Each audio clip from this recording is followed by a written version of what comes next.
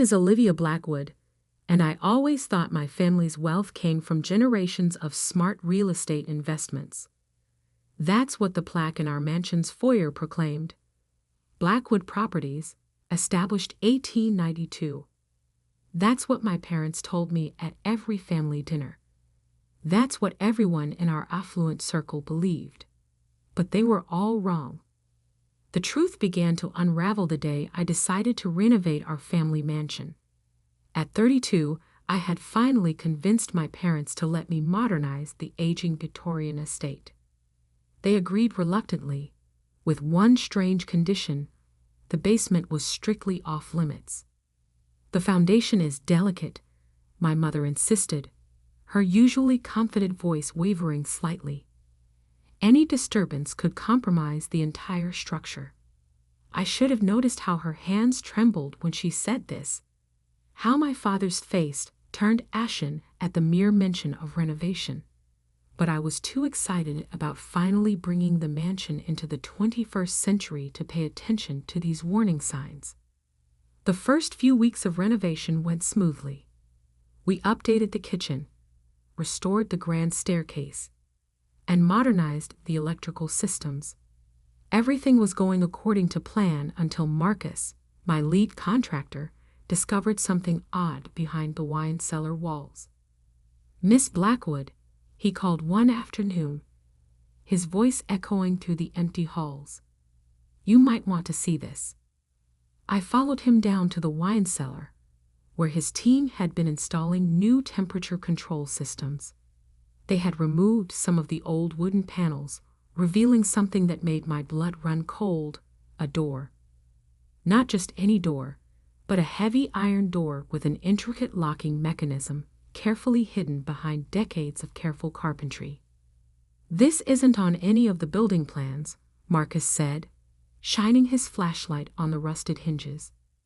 "And look at this craftsmanship. This was built to last, to keep something in or out." I reached out to touch the cold metal, my fingers tracing the elaborate engravings on its surface. They formed a pattern I recognized, the same pattern that appeared on my great-grandfather's signet ring, the one my father still wore every day. "Can you open it?" I asked, my curiosity overshadowing the echo of my mother's warnings. Marcus examined the lock. "It's old, but not complicated. Give me a few minutes." The sound of his tools working on the lock seemed to grow louder in the confined space. Each click and scrape sent shivers down my spine. Finally, with a loud groan, the door swung open. The beam of Marcus's flashlight revealed a narrow corridor stretching into darkness. The air that rushed out was stale, carrying with it the musty smell of secrets long buried. "I'll go first," I said, taking the flashlight from Marcus's hand. "Wait here." The corridor was longer than I expected, its walls lined with shelves holding leather-bound ledgers and stacked papers. At the end stood a massive oak desk, its surface covered in dust, except for one spot, a fresh handprint. Someone had been here recently. My hands trembling, I picked up the nearest ledger. Its pages were filled with neat columns of numbers and names, dates stretching back to the 1890s. As I read, my eyes widened in horror. These weren't real estate transactions. They were something else entirely. Suddenly, I heard footsteps behind me. Before I could turn, a familiar voice spoke. "I told you not to come down here, Olivia." I spun around to face my father, barely recognizing the man illuminated by my flashlight. His usually warm eyes were cold, his face set in grim determination. In his hand, he clutched a small key, the same key I had seen him wearing on a chain around his neck since I was a child. "Dad," I whispered, clutching the ledger to my chest. "What is all this?" He stepped forward, his shadow looming large on the corridor walls. "Put the book down, Olivia. Some secrets should stay buried." But it was too late. I had already seen enough to understand that everything I knew about my family was a lie. The Blackwood fortune wasn't built on real estate at all. It was built on something much darker, something that explained why certain families in our city had mysteriously disappeared over the years, why our basement was always off limits, and why my great-grandfather's portrait seemed to watch us with such sinister satisfaction. I took a step back, bumping into the old desk. "Dad, these records, these names." "You don't understand," he said, advancing slowly. "Everything we did for the family, for our legacy." Behind him, I heard more footsteps. My mother appeared in the doorway, her face pale in the dim light. "Harrison," she called to my father, her voice urgent. "She needs to know. It's time." My father stopped, his shoulders sagging slightly. "She's not ready." "I wasn't ready either," my mother replied. "But the legacy must continue. And now that she's found this place," she gestured to the room full of dark secrets, "she needs to understand her inheritance." I looked between them, these people I thought I knew so well, suddenly strangers in the shadows of our family's true history. The ledger in my hands felt heavy with the weight of generations of secrets. And as my parents began to tell me the truth about the Blackwood legacy, I realized that the renovation of our old mansion had uncovered more than just hidden rooms and forgotten doorways. It had uncovered the dark foundation upon which our entire family fortune was built, a foundation that would soon force me to make an impossible choice between preserving my family's legacy and saving my own soul. The basement air grew colder as my parents led me deeper into the hidden corridor. My father's signet ring gleamed in the flashlight beam as he pulled out another leather-bound book from the shelves. "The Blackwood legacy began in 1892, he started, his voice taking on a tone I'd never heard before. "Your great-grandfather, Edmund Blackwood, wasn't just a real estate developer. He was what you might call a collector of debts." He opened the book, revealing pages of names, dates, and amounts. But these weren't ordinary loans. Each entry ended with the same chilling note: property acquired through complete forfeiture. "I don't understand," I said, though a horrible suspicion was beginning to form. My mother's hand touched my shoulder. "Edmund discovered something powerful during the economic crisis of the 1890s. People would do anything to save their homes, their businesses, their families. Anything." My voice trembled. "He offered them contracts," my father continued. "Magical contracts, bound by blood and ancient rituals. They would receive whatever they desperately needed: money, power, success. In return, they pledged something far more valuable than mere property: their souls." I whispered, the words feeling ridiculous even as they left my mouth. But my parents didn't laugh. "Not exactly," my mother said. "Their fate, their future, everything they could or would become. When the contract came due, they simply disappeared. Their properties, their wealth, everything transferred to the Blackwood family." I stared at the ledger, understanding now why certain names seemed familiar. They were prominent families who had mysteriously vanished over the years, their disappearances written off as accidents or unexplained tragedies. "The contracts," my father explained, "were designed by Edmund using knowledge he gained from certain entities, beings that exist in the spaces between what's real and what's not. They ensure the terms are met, one way or another." My mother pulled out another book, this one newer. "The business evolved over time. We became more selective, more discreet. Instead of targeting desperate families, we focused on ambitious individuals, people who would trade anything for success. Like the Harritons last year.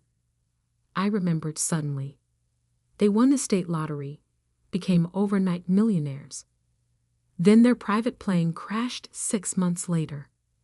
They knew the terms, my father said coldly. 6 months of wealth and success, then complete forfeiture. Everything they gained, everything they were, became part of the Blackwood fortune. This is insane. I backed away from them. You're telling me our entire family fortune is built on stealing people's lives? Their futures? Building, my mother corrected. Present tense. The contracts are still active. In fact, she hesitated, glancing at my father. There's one being negotiated right now. As if on cue, my phone buzzed. A text from Marcus, my contractor. Miss Blackwood, there's someone here to see you about the renovation budget. Says it's urgent. My blood ran cold. The renovation costs, I said slowly. They're higher than expected. You knew I'd need more funding. My father nodded. We arranged for someone to offer help. Someone desperate enough to sign a new contract. No, I shook my head. I won't be part of this. You already are, my mother said firmly. You're a Blackwood. The legacy passes to you now. You must learn to manage the contracts, to maintain the family business. And if I refuse, my father's expression darkened. You can't. The moment you entered this room, you became bound to the legacy. The entities that enforce our contracts. They're aware of you now. I looked around the room, suddenly feeling watched by something beyond the shadows. The air seemed to thicken, and in the corners of my vision, I caught glimpses of movement that shouldn't be possible.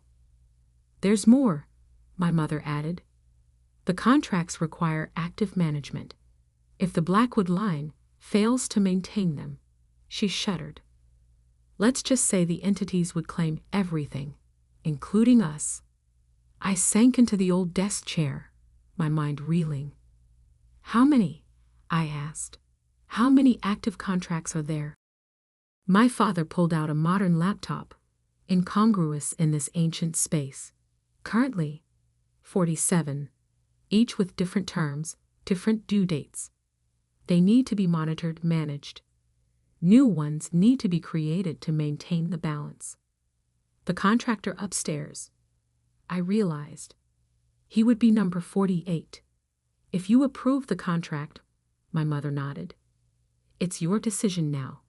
Your first test as the new keeper of the Blackwood legacy. My phone buzzed again. Marcus, Miss Blackwood? He's getting impatient.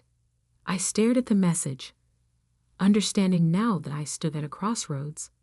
I could run, try to escape this dark inheritance, but my parents' warnings about the consequences rang in my ears. Or I could embrace it, become what generations of Blackwoods had been, collectors of fates, dealers in futures. Standing up, I straightened my jacket and took a deep breath. I need to see all the contracts, every detail. If I'm going to be responsible for this, I need to understand everything. My parents exchanged relieved looks. Of course, my father said, moving toward a modern filing cabinet hidden in the shadows. But first, you need to deal with the situation upstairs. I walked toward the door, then paused. Just tell me one thing. When you paid for my college education, for my first apartment, for everything, whose fate paid for it? The silence that followed was deafening. The Middletons, my mother finally answered. Remember them? The family that owned the bakery downtown. I did remember. They had vanished during my freshman year of college. Their bakery, their home, everything they owned had been mysteriously abandoned overnight.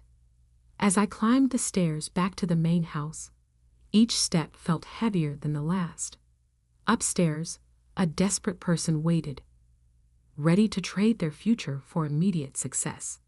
and I had to decide whether to continue my family's dark legacy or find another way, if another way even existed. What I didn't know then was that my decision would set in motion a chain of events that would either secure the Blackwood fortune forever or destroy everything my family had built over the past century. I pushed open the basement door, stepping back into the world of light and normalcy. But now I understood. Our mansion wasn't just a symbol of wealth and success. It was a repository of stolen fates, a fortress built on disappeared lives. And I was its new keeper.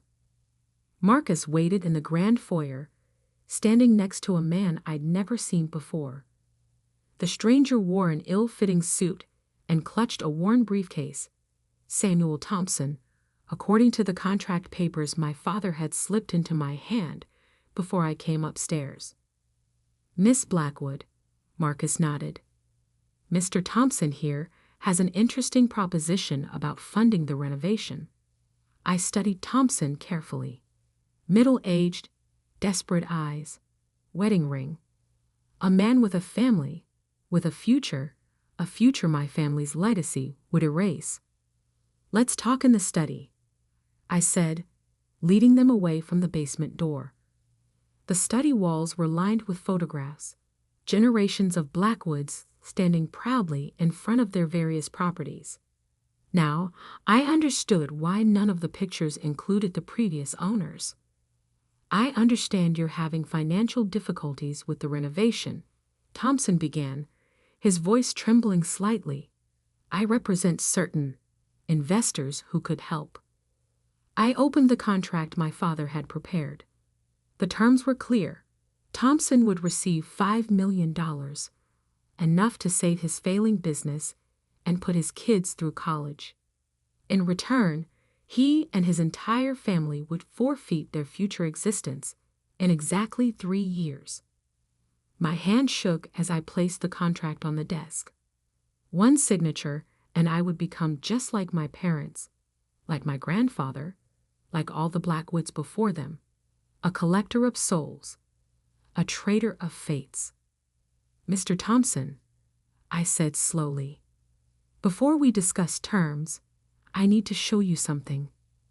I led him back to the basement, ignoring my parents' shocked expressions when we entered the hidden room. Thompson's eyes widened as he took in the shelves of ledgers, the ancient desk, the feeling of otherworldly presence that permeated the space. What is this place? This, I said, pulling out the most recent ledger, is where we keep the real contracts.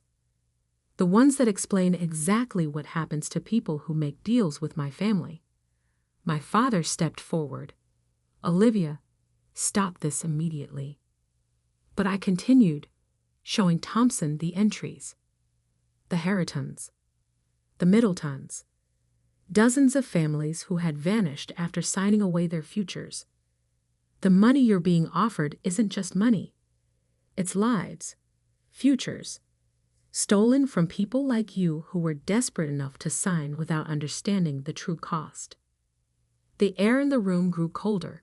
In the corners of my vision, shadows moved in impossible ways. I felt them watching, waiting, those entities my father had mentioned. Olivia, my mother's voice was sharp with warning. You're endangering everything. No, I stood my ground. I'm ending everything. I turned to Thompson, who had gone pale. Go home to your family. Whatever trouble you're in, it's better than the alternative. Trust me. After Thompson flowed, I faced my parents. The ledgers began to vibrate on their shelves. Dark shapes coalesced in the shadows. Do you have any idea what you've done? My father's voice shook with rage and fear. The contracts must continue. The entities require regular tributes. Without new contracts, they'll take everything, my mother finished, including us. It's how the original deal was structured. The entities get everything if the Blackwood line fails to maintain the cycle. I picked up the oldest ledger, my great-grandfather's first record of deals and forfeitures. Then let them take it. The shadows in the room solidified into forms that hurt my eyes to look at. The temperature dropped to freezing. I found something else in these records, I continued, opening the book to a marked page. A clause in the original agreement. The entities can be bound and banished if someone of Blackwood blood willingly sacrifices the entire fortune. Everything gained through the contracts, freely given up. My parents lunged forward, but it was too late. I had already begun the words written in the margin of that first ledger, my great-grandfather's contingency plan that no Blackwood had ever been willing to use. The entities swirled around us, their presence becoming more solid with each word I spoke. The fortune my family had accumulated over generations, properties, money, stolen futures, began to dissolve. I felt it leaving. My trust fund, my apartments, everything I owned that had been bought with Blackwood money. More importantly, I felt the contracts breaking. Somewhere, the Harringtons were returning to existence. The Middletons were reclaiming their stolen futures. My parents screamed as their own wealth evaporated. The mansion itself began to fade, decades of stolen prosperity returning to their rightful owners. When it was over, we stood in an empty basement. No hidden room, no ancient desk, no ledgers full of dark contracts. Just concrete walls and the remnants of what had once been the Blackwood fortune. "What have you done?" my father whispered, looking at his empty hands. His signet ring had vanished with everything else. "I chose a different legacy," I answered. "One we can build ourselves without stealing other people's futures." My mother sank to the floor, her designer clothes replaced by simple garments. "We're nothing now." "No one." "No," I helped her up. "We're finally freed to be something real." Upstairs, Marcus and his renovation crew had vanished. The contract that brought them here no longer existed. The mansion was just a house now, old but ordinary. No more hidden rooms, no more dark secrets. I walked out the front door, where my car had been replaced by a modest used model, the last vestige of my previous life transformed into something honestly earned. The sun was setting over what had once been the Blackwood estate. Tomorrow, I would wake up just like everyone else, without wealth or privilege, but also without the weight of generations of stolen fates. I pulled out my phone and deleted the name Blackwood Properties from my contacts. It was time to build something new, something clean. As I drove away, I glanced in my rearview mirror. The mansion seemed smaller now, just another old house with history, but no more dark secrets. The entities were gone, the contracts broken, the futures returned. The Blackwood legacy was over, but mine was just beginning. 10 years later, I stood in front of a different building, the headquarters of New Horizons Development, my new company, built from scratch, with honest work and legitimate contracts. No hidden rooms, no stolen futures. My parents eventually adapted to normal life. My father found work as a real estate agent, dealing in actual properties instead of supernatural contracts. My mother started a small interior design business. We weren't wealthy anymore, but we were real. Sometimes late at night, I still dream about that hidden room and the entities that dwelled there. But then I wake up and look at what I've built, a life that's truly mine, a success that didn't cost anyone else their future. The plaque on my office wall reads, "Founded 2023, a new legacy, started by choice rather than inheritance." And in my desk drawer, I keep one thing from that old basement, a blank page from my great-grandfather's ledger.